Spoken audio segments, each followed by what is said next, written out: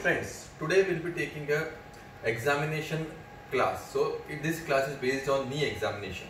So the knee examination starts in a standing position and you need to watch the patient from front, side and back.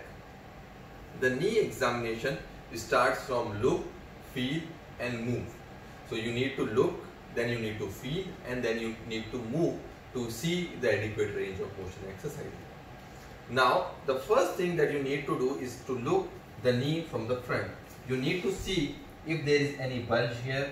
You need to see the front alignment of the knee and you need to see if the knee is in varus or if the knee is in the valgus. So the first thing that you need to see is the front view or examination from the front. Then you need to see the knee from the side, and this point you need to see if there is a fixed flexion deformity of the knee or a hyperextension deformity of the knee or some other problems as far as the shin and the thigh is concerned. Then you need to examine from the back to see if there is any swelling on the posterior area, any Baker's cyst or any other swelling which is seen. So your examination is not complete till you examine the knee, look the knee from the front, side and the back. So after that you need to see the patient in a lying down position. So in the lying down position, again you need to see the same things and then you need to mark your areas. So now you need to see this is the patella, this is the patella tendon, this is the tibial tuberosity, and now here and here will be the joint line, and you will have a fibula which will be right here and the peroneal nerve which will be passing from here. And now you need to palpate for any bony tenderness on the medial joint line and on the lateral joint line. Also you need to palpate for any problems of the patella, and at this point of time you need to palpate for the pain at the lower pole of the patella and pain at the lower pole of the patella tendon and on the tibial tuberosity. So you need to palpate for tenderness on the medial joint line, lateral joint line, upper pole of the patella, lower pole of the patella, on the tibial tuberosity, and then you need to see the range. So you need to bend the knee completely like this and this to adequately assess the range of the motion. Occasionally the patient will be unable to extend the knee completely. So this is a sign of a fixed flexion deformity or painful complete flexion extension. So that may be a picture of a locked knee. So you need to be very careful about it. And occasionally the patient may not have a complete flexion. So patient will be able to move till here but not be able to move from back. So this will be a restricted terminal flexion. That is also suggestive of some pathologies like ACL mucoid ganglion cyst or PCL impingement.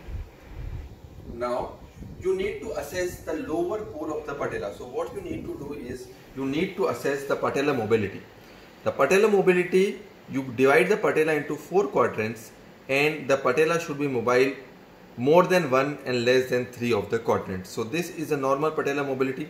If the patella moves more than 3 quadrants on the lateral side, that is abnormal, and if the patella moves less than 1 quadrant on the mediolateral side, that is also abnormal.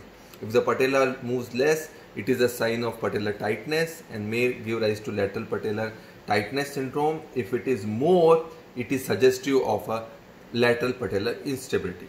The other thing we need to see here is effusion. So effusion you need to see like this.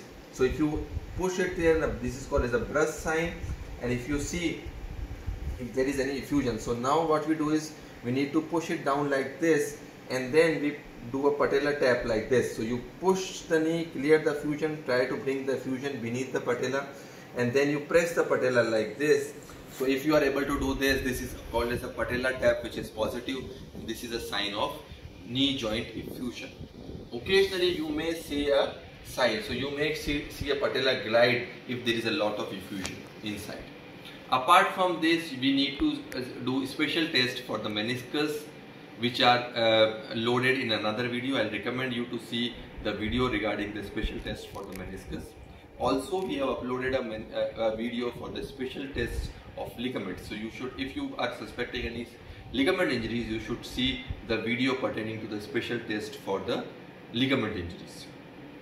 Also, you must understand that knee examination is incomplete without examination of the foot and the ankle and the hip. So you should always examine one joint above and one joint below. Also, you must not forget to examine the neurovascular status. So you also should develop a habit of palpating the pulse, the anterior tibial artery and the posterior tibial in every case of knee examination, because many a times we have seen that vascular conditions also present with knee pain. And also you should check neurological examination. So you should always check the pain and the function, the motor function of the toe movements also, and also the sensitivity symptoms in the leg because of the knee problem. So also, as I told you, that the peroneal nerves is going on the neck of the fibula. Occasionally you can have tenderness, and you can check tinal side here. So if you press two tinals here, the patient will have painful paresthesias in the lower limb because of the peroneal neuropathy. Thank you.